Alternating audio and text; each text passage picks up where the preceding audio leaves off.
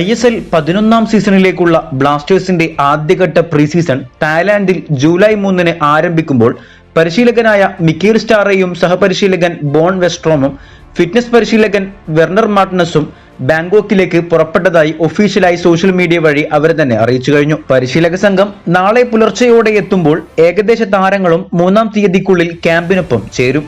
അതുപോലെ ആരാധകരൊക്കെ കാത്തിരിക്കുന്ന നോഹിന്റെ official signing 3-ാം തീയതിക്കുള്ളിൽ തീർച്ചയായും എത്തുമെന്നാണ് റിപ്പോർട്ടുകൾ. പ്രീ സീസൺ തുടങ്ങാൻ 2 ദിവസങ്ങൾ മാത്രം ബാക്കി നിൽക്കെ നോഹിന്റെ സൈനിങ് ഒഫീഷ്യലാക്കാത്തതിൽ ആരാധകർക്ക് നല്ലപോലെ ആശങ്കയുണ്ട്. കാരണം മുൻപ് ടിരിയെ ബ്ലാസ്റ്റേഴ്സ് ഇതുപോലെ പ്രീ കോൺട്രാക്ട് കൊടുത്ത് സ്വന്തമാക്കി ഒഫീഷ്യലാക്കാൻ വൈകിയപ്പോഴായിരുന്നു മോഹൻ ബഗാൻ കൂടുതൽ സാലറി ഓഫർ ചെയ്ത് താരത്തെ തട്ടിയെടുത്തത്. സോ ഒരു പേടി ഇപ്പോഴും അവശേഷിക്കുന്നുണ്ട്. സോ താരത്തെ ഉടൻ തന്നെ ഒഫീഷ്യലാക്കുമെന്ന് പ്രതീക്ഷിക്കാം. കൂടെ തന്നെ ബ്ലാസ്റ്റേഴ്സ് തങ്ങളുടെ പുതിയ സീസണിലേക്കുള്ള പുതിയ മെയിൻ സ്പോൺസേഴ്സിനെ പ്രഖ്യാപിച്ചിരിക്കുകയാണ്. അടുത്ത 5 വർഷത്തേക്ക് ഫ്രീമാൻസ് എന്ന പ്രമുഖ ബ്രാൻഡായിരിക്കും ബ്ലാസ്റ്റേഴ്സിന്റെ മെയിൻ സ്പോൺസേഴ്സ്. കൂടാതെ ഒരു പുതിയ ടൈറ്റിൽ സ്പോൺസറും ബ്ലാസ്റ്റേഴ്സിന് ഉണ്ടാകും. അതുപോലെ ISL 10-ാം സീസണിലെ ഗോൾ ഓഫ് ദി സീസണായി ഒഡീഷയ്ക്കെതിരെയുള്ള ലൂണയുടെ ഗോൾ തെരഞ്ഞെടുത്തിരിക്കുകയാണ് ആരാധകർ.